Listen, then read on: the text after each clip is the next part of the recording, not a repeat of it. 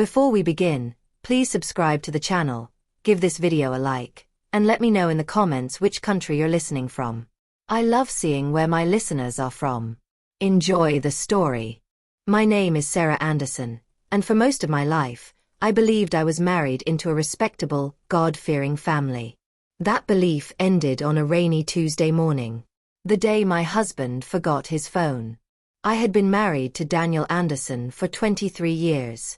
23 years of shared meals, shared prayers, shared struggles, and what I thought was shared truth. Daniel was not a perfect man, but he was dependable, predictable. The kind of man who ironed his shirts the night before work and kept the same morning routine for decades. That morning, he kissed my forehead like he always did. "Don't forget your umbrella," I said. He smiled. "I won't." But he forgot his phone. At first, I didn't think much of it. Married people forget things. That's normal. But his phone kept vibrating on the kitchen counter. Again. And again. And again. I wasn't the type of woman who checked her husband's phone. Not because I was morally superior, but because I trusted him. Still, something about the fourth vibration made my stomach tighten. I glanced at the screen. Unknown number. She's getting closer. You need to handle it before she finds out. My heart dropped. Before I could stop myself, I unlocked the phone. I knew his passcode. I had known it for 23 years. What I saw next didn't look like an affair. It looked like fear. There were messages going back months. Encrypted apps. Deleted threads. One recurring name that made my breath catch. Mother. Not my mother-in-law's contact name. Just Mother. One message stood out. If Sarah ever learns the truth, the family will fall apart. That was the moment my marriage cracked open. And I had no idea it was only the beginning. My mother-in-law's name was Margaret Anderson. From the very first day Daniel brought me home, Margaret never liked me. She smiled with her mouth but never with her eyes.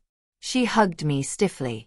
She called me dear in a tone that felt like a warning. I spent years blaming myself. Maybe I wasn't good enough. Maybe I didn't cook the way she liked. Maybe I didn't come from the right kind of family. But after reading those messages, everything clicked. Margaret wasn't cold. She was terrified. That afternoon, I drove to her house unannounced. Margaret lived alone in the same house Daniel grew up in, a quiet, aging building that always felt heavier inside than it looked from the outside. She opened the door and froze when she saw me. "Sarah," she said. "You didn't call." "I need to talk," I replied. Her eyes flicked to my hands. My face. My expression. She knew. We sat in her living room, surrounded by old photographs. Daniel as a boy. Daniel as a teenager. Daniel at his graduation. But there was something missing. No baby photos. No hospital pictures. No photos of Margaret pregnant. I asked calmly, "Why are there no pictures of Daniel as a baby?" Her hands started shaking. "You shouldn't be here," she whispered. That was when I knew. This wasn't about infidelity. This was about identity. Margaret didn't speak for a long time. When she finally did, her voice sounded older than her age. "Daniel is not my biological son," she said. The words felt unreal. She explained slowly, painfully. 27 years ago, Margaret's younger sister Elaine gave birth in secret. The child was the result of an affair with a married man. A man with power, influence, and money. Elaine didn't want the child. But Margaret did. So they lied. They registered the baby under Margaret's name. They erased Elaine from the records. They told Daniel his entire life that Margaret was his mother. Elaine disappeared shortly after. "She didn't disappear," Margaret corrected me softly. "We made sure she never came back." I felt sick. "And my husband?" I asked. "Does Daniel know?" Margaret's silence was the answer. "No," she said. "And he must never know." That was when I understood the real danger. They weren't protecting Daniel. They were protecting themselves. I thought the truth ended there. I was wrong. A week later, a man knocked on my door. He looked exactly like my husband. Same eyes. Same jawline. Same quiet intensity. "My name is Lucas Reed," he said. "And Daniel Anderson is my brother." My knees nearly gave out. Lucas told me everything. Elaine hadn't just given birth once. She had given birth to twins. Daniel was taken. Lucas was abandoned. Lucas grew up in foster care. In group homes. In struggle. While Daniel grew up loved, educated, protected. "They chose him," Lucas said. "And left me." The rage in his eyes wasn't violent. It was grieving. I sit here now, telling you this story, while my husband sleeps upstairs. He doesn't know that his life is built on a lie.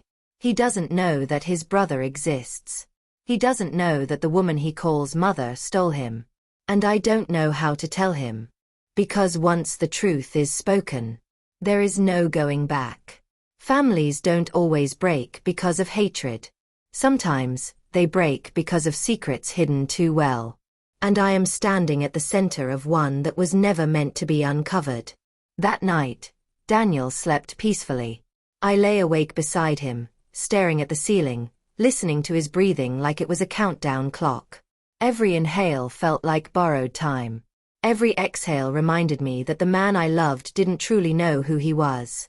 I turned my head slightly and studied his face. The same face I had memorized for over 2 decades. The same face I had defended in arguments, prayed over during sickness, and cried over during hard seasons. How do you tell someone that their entire life began with theft? Because that's what it was. They stole him. They stole his brother. They stole his truth. Lucas's words echoed in my head. They chose him. And left me. I wondered how many times Daniel had felt something missing and never known why. How many nights he had felt restless for reasons he couldn't explain. How many pieces of himself belonged to a life he never got to know. Around 3 a.m., Daniel shifted. "Sarah," he murmured. "You okay?" I swallowed hard. "Just couldn't sleep," I said. He pulled me closer, his arm wrapping around me in a way that felt both comforting and cruel. If love was protection, then ignorance was its greatest enemy. I went back to Margaret's house 2 days later. This time, I didn't knock. I walked in like a woman who was done asking permission. Margaret sat in her usual chair, her hands folded, as if she had been waiting for me. "He came, didn't he?" she asked quietly. My heart pounded. "You know about Lucas?" She nodded. "Of course I do." The calmness in her voice made me angry in a way I had never felt before. "You let one son grow up loved," I said, my voice shaking, "and allowed the other to rot in the system." Her eyes filled with tears, but I felt no sympathy. "You don't understand," she whispered. "I was protecting Daniel." "No," I snapped. "You were protecting yourself." She flinched. Margaret confessed everything. The powerful man who fathered the twins had threatened to destroy Elaine's life if the truth came out. Margaret believed taking one child would save them all. "So you sacrificed one?" I asked. She didn't answer. Silence, I learned, is the loudest form of guilt. "You will not tell Daniel," she said suddenly, her voice firm. "If you do, you will ruin him." That was when I realized something terrifying. Margaret didn't see Daniel as a son. She saw him as property. I met Lucas again in a quiet cafe on the edge of town. He sat across from me, his hands wrapped around a cup he hadn't touched. "I don't want his money," he said. "I don't want his life." "Then what do you want?" I asked. His eyes met mine, raw and honest. "I want him to know I existed."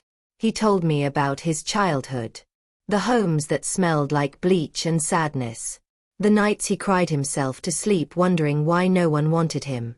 The files that listed him as unclaimed. When he discovered the truth at 26, he confronted Elaine.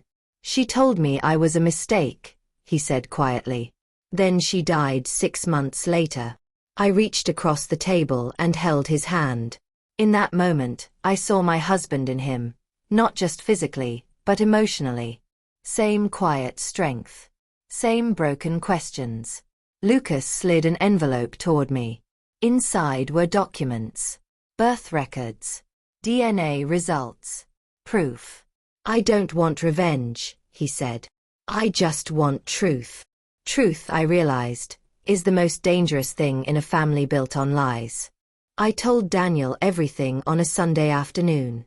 No shouting. No accusations. Just truth. He listened without interrupting, his face slowly draining of color. When I showed him the documents, his hands trembled. "This isn't real," he whispered. "I wish it wasn't," I said softly. He stood up suddenly, pacing the room. "My mother wouldn't do this," he said. "She loves me. She loves the version of you she created," I replied gently. The silence that followed felt endless. Finally, Daniel sat down and buried his face in his hands. "I have a brother?" he asked, his voice breaking. "Yes," he cried. Not loud. Not dramatic. Just silent tears, the kind that come from a lifetime of something missing finally being named. That night, Daniel didn't sleep. Neither did I. Daniel met Lucas a week later. I stayed home. Some reunions are too sacred to witness. When Daniel returned, his eyes were red, but his posture was different. Stronger. "I lost a childhood," he said. "But I gained a brother. Margaret hasn't spoken to us since. Maybe she's ashamed. Maybe she's afraid.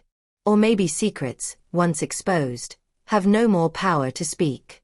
As for me, I learned something important.